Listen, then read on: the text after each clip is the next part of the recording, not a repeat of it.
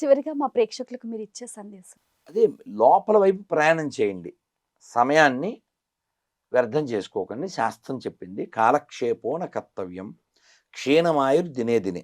యమస్య కరుణా నాస్తి ధర్మస్య త్వరితగతి. యముడికి దయ లేదు.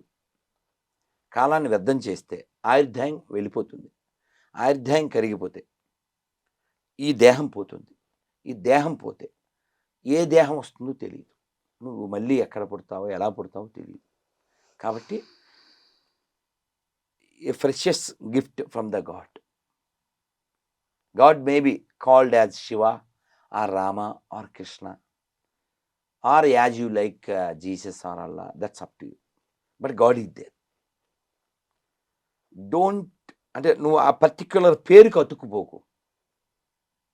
కేవలం ఒక 2 అక్షరాలకు అతుక్కుపోయి 2 దేశాలు పుట్టినాయి. కనీసం 50 లక్షల మందిని చంపేశారు హిందువుల్ని. ఒకటి పాకిస్తాన్, ఒక బంగ్లాదేశ్. పేరే కదా. దేవుడు లేడనే వాళ్ళు కాదు చచ్చిపోయిన వాళ్ళందరూ. కాబట్టి ప్లీజ్ విశాలంగా ఉండండి. దేవుడు లేడు అని వాడితో గొడవ పెట్టుకుంటే ఒక అందం. దేవుడు ఉన్నాడని ఒప్పుకునే వాళ్ళతో నీకు గొడవ ఏమిటి అసలు? వాళ్ళు నీకు ఫ్రెండ్స్ అవ్వాలి కదా. కానీ నువ్వు మూర్ఖుడివి. నువ్వేమంటావంటే దేవుడు ఉన్నాడు, వాడికి మేము బొడ్డుగోసి పేరు పెట్టాం, ఆ పేరుతో పిలవాలి, లేకపోతే నువ్వు నరకానికి వెళ్ళిపోతావు. అవి ఎడారి మతాలు. వాటి నుంచి ప్రపంచం రక్షించబడాలి. మీరు కావాలితే చెక్ చేసుకోండి. ఎక్కడెక్కడ ఎడారి మతాలు ఉన్నాయో అక్కడ ప్రశాంతం ఉండదు.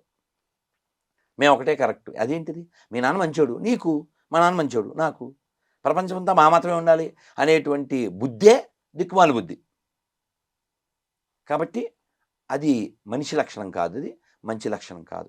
ప్రపంచం అంతా బాగుండాలి. సర్వేజన సుఖినో భవంతు. మనం ఒక్కడే చెప్తాం. అందుకని భారతదేశం బాగుండాలి. భారతదేశం బాగుండాలంటే సనాతన ధర్మాన్ని పాటించేవాళ్ళు బాగుండాలి. పాటించేవాళ్ళు బాగుండాలంటే వారానికో నెలకోసారి గుడికి వెళ్ళాలి, ఇంట్లో రోజు దీపం పెట్టాలి. మనం ఏవో కొత్త కొత్త సిద్ధాంతాలు, చెత్త సిద్ధాంతాలు తెచ్చేసి మనం స్నానం కూడా చేయకుండా ఆధ్యాత్మికత నీ బొందా? ఆలోచించండి. స్నానమే చేయలేదు, నువ్వు ఫిజికల్లీ నాట్ క్లీను, ఇంక నువ్వు ఆత్మ గురించి ఏం మాట్లాడతావు? నువ్వు ఆ స్థాయినే దాటలేదు. నువ్వు if you are not clean outside, how you get clean inside? అటువంటిది తినేసి స్పిరిచువాలిటీ ఏంటి? మొన్న వీడియో వచ్చింది. ఒక చేప కొంచెం నీళ్ళల్లో ఉంది, కాకి వచ్చి దాన్ని కొంచెం నీళ్ళలోకి తోసింది. ఇంకో కొంగ వచ్చి దాన్ని పట్టుకుని ఎక్కువ నీళ్ళు ఉన్న చోట వద్దింది, అది ఈదుకుంటూ వెళ్ళిపోయింది. అసలు కాకి చేపను తినే జాతే, కొంగ చేపను తినే జాతి, మరి ఏంటిది? అవి మారుతున్నాయి, నువ్వు మారట్లే.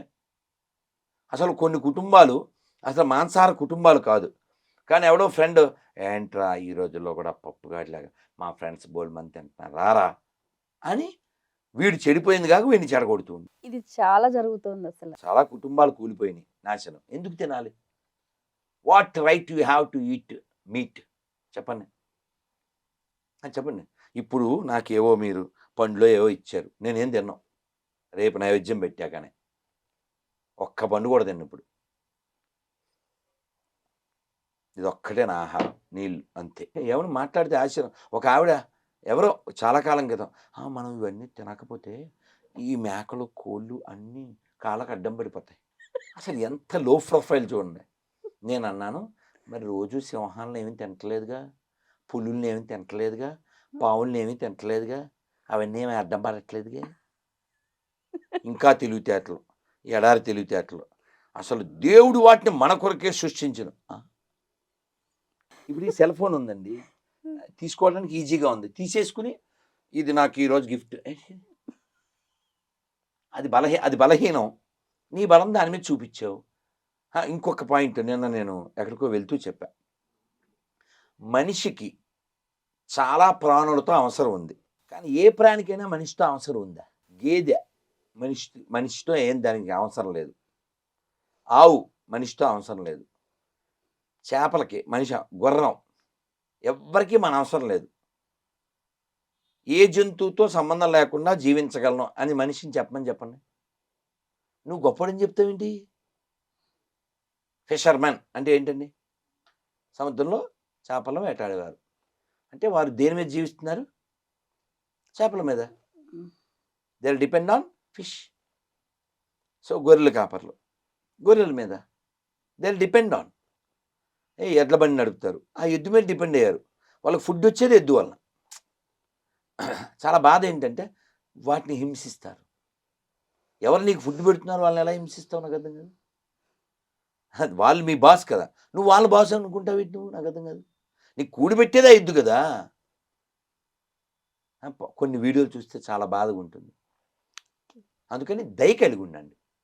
మీకు మతం లేకపోయినా పర్వాలేదు, మీకు మ్యాడ్ లేకపోయినా పర్లేదు. ప్రపంచంలో ఉండవలసిన ఏకైక మతం దయామతం. అందుకనే ఆత్మవత్ సర్వభూతాని. అన్నిట్లో నిన్ను ఎలా ఫీల్ అవుతావో అలా అందరినీ ఫీల్ అవు, అన్ని జీవుల్ని ఫీల్ అవు.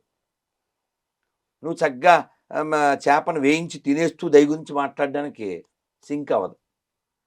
కోడికాలు తినేస్తూ, చికెన్ పీస్ తినేస్తూ, లేకపోతే ఇంకో జంతువుని తినేస్తూ దయ అనే పదం వాడకూడదు. ఎందుకంటే అవి ఏ హాని చేయనివి.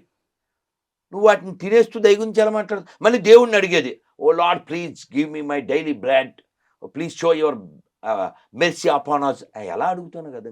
నీకంటే చిన్నవాళ్ళ పట్ల నువ్వు దయ చూపించావా? కాబట్టి దయ చూపించండి. ఇందాక ఆటోలో వస్తున్నాం, ఎక్కడ సిగ్నల్ దగ్గర ఆగింది, ఎవరో ముసలావిడ వచ్చింది, ముస్లిం, ఎవరైతే ఏంటి 100 వేసాను అంతే.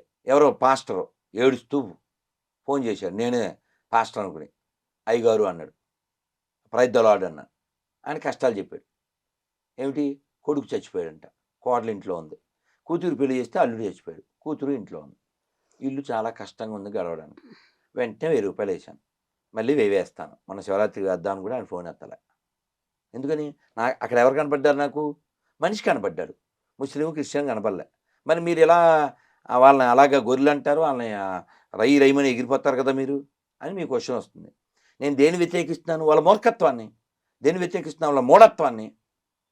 మొన్న లతాశ్రీ ఆవిడ, వాళ్ళ నాన్నగారి పేరు మాధవరావు, ఆవిడే చెప్పింది, పూజలు చేసిన ఆవిడే, ప్రైజ్ ద లార్డ్ అని నేను చెప్పాను 2 సార్లు, జై శ్రీరామ్ అంటే అంటలేదు. ఏంటి మూఢత్వం? ఒక హిందువుగా, సనాతన ధర్మాన్ని పాటించే వ్యక్తిగా నేను ప్రతిజ్ఞ చేస్తా, అందరి ముందు చెప్తా, నేను నమ్మే రాముణ్ణి, కృష్ణుణ్ణి, శివుణ్ణి, అమ్మవారిని ఇతరులు కొలిచినా కొలవకపోయినా పర్లేదు, వారు ఆరోగ్యంగా, ఆనందంగా, నీతిగా, సంతోషంగా బతికితే చాలు. ఈ మాట చెప్పండి. ఎమానియల్ని, షాబుద్దీన్నో, అబ్దుల్నో, అమీర్నో, మొత్తం ప్రపంచం కూలైపోద్ది. ఏముంది, ప్రపంచం ప్రశాంతం అయిపోద్ది. మేము నమ్మిందే అందరూ నమ్మాలి, నమ్మకపోతే నరకానికి వెళ్ళిపోతారు, నాశనం అయిపోతారు అనే లక్షణం ఉందే, అది అమానవీయం. ఇక్కడ తీసుకొచ్చి పెట్టండి బైబిల్, ఇక్కడ పెట్టండి ఖురాను, ఇక్కడ పెట్టండి భగవద్గీత. మానవత్వానికి ఏది వ్యతిరేకమో ఆ పేజీలు చింపేద్దాం, విచ్ ఈజ్ ఎగెన్స్ట్ హ్యూమానిటీ. కాబట్టి ఈ భూమి మీద బతికుండాల్సింది దయ బతికితే భూమండలం ఉంటుంది. ఉదాహరణ చెప్పేస్తా, కంక్లూషన్. కోవిడ్ వచ్చినప్పుడు మనుషులు లోపల కూర్చున్నారు, బోళ్ళు జంతువులు బయటకు వచ్చినాయి, పక్షులు బయటకు వచ్చినాయి, నీళ్లు నదుల్లో ప్రవహించినాయి స్వచ్ఛంగా. అంటే ప్రపంచాన్ని కలుషితం చేసేవాడు వీడు ఒక్కడే. భారతదేశం ఎన్ని నదులున్నాయి? గంగా, యమున, గోదావరి, సరస్వతి, నర్మదా, సింధు, కావేరి, తపతి, తుంగభద్ర, పెన్న, ఇన్ని నదులుండి మనం నీళ్లు కొనుక్కుని తాగుతున్నాం. దరిద్రమా కాదా? మనం ఎప్పుడు రిచ్చో తెలుసా? నీళ్లు మా చిన్నప్పుడు మేము నదుల్లో ఎలా కావిడి పట్టుకెళ్ళి బిందెలతో అలా ఇలా అని మావయ్యతో వెళ్తే ఇలా అని అక్కడ బోల్డన్ని కమలాలు ఉండేవి, చెరువులో బోల్డన్ని తామర ఆకులు ఉండేవి. మేము కమలాల కోసం వెళ్తే మునిగిపోతాం కదా పిల్లలం, లోపలికి వెళ్ళొద్దు అనేవాడు మావయ్య. ఆ చెరువు నీళ్ళతో అది తాగితే ఎంత బాగుండేది. గట్టిగా 35 ఏళ్ల క్రితం. ఎక్కడన్నా తాగలం ఇప్పుడు? ఏ నదిలో కన్నా వెళ్ళి? ఏ రోగం వస్తుందో తెలియదు అసలు. ఎవరు పాడు చేశారు ఈ నదులు? ఈ 70 ఏళ్లలో నదిలోకి ఎవడైనా ఫ్యాక్టరీ వదిలేడా వాడిని ఆ కాలుష్యంలో వేసి చంపేయాలని. నువ్వు ఏది పుట్టించలే, నీళ్లు మనం అసలు పుట్టించలే. అలాంటి నీళ్ళను నాశనం చేసేవాడు మనకెందుకు? ఇప్పుడు ఫ్యాక్టరీ పెడితే ఉద్యోగాలు వస్తాయండి, ఉద్యోగాలు వస్తే 10 మంది బతుకుతారు. ఏం తాగి బతుకుతారు? ఏం తిని బతుకుతారు? నీళ్లుంటేనే కదా పంట, నీళ్లుంటేనే కదా వంట. కాబట్టి నీళ్ళను నాశనం చేసే ఫ్యాక్టరీలు ఎందుకు? గోదావరి, రాజమండ్రి, ఆర్యాపురం స్నానం చేయలేం, ఇంకో చోటకి వెళ్ళి చేయాలి, నాశనం. అక్కడ ఫ్యాక్టరీ కలిసిపోద్ది.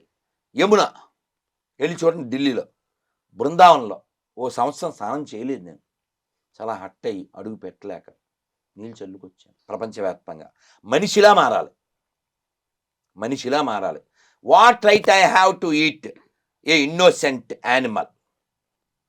చూడండి, చిన్న చిక్స్ ఇందులో మగవాటినన్నిటిని వీడియో చూశాను. మగ మగ చిన్న చిన్న కోళ్ళు మగవి పుట్టించలేవు కదా, వాటన్నిటిని నీళ్ళలో వేసి నీళ్లు పట్టి చంపేసి వాటిని అన్నిటినీ మిషన్లో వేసి మాంసం తీసేసి ఏవో చేసేసి అమ్మేసి తినేసి, దానికి పెద్ద పెద్ద ఫ్యాక్టరీలు, పెద్ద పెద్ద ఎక్విప్మెంట్. దేనికి దేనికి? నువ్వు తినడానికా? పందుల్ని తినేస్తారు, తాబేళ్ళని తినేస్తారు, కుందేళ్ళని తినేస్తారు, కప్పలు తినేస్తారు. ఆ ఏదో దేశం అండి, ఇండోనేషియా, పెద్ద పాము అండి. పావుని కళ్ళ ముందే దాని నోటికి ఇలా ప్లాస్టర్ వేసి అలా కట్ చేసేసి దాన్ని అలా ఒలిచేసి దాంతో ఓహో! అదేదో వేపేసి తినేసి, ఇన్ని తినాలా నువ్వు బతకడానికి? భోజనం లేకుండా 3 రోజులు వారం రోజులు ఉంటాను నేను తినకుండా. పండ్లున్నాయి, కూరగాయలున్నాయి. నేను చెప్పేది మనుషులకి, హిందువులకి మాత్రమే కాదు, మనుషులకి. Be a human. Whether you are Hindu, Christian or Muslim, be a human.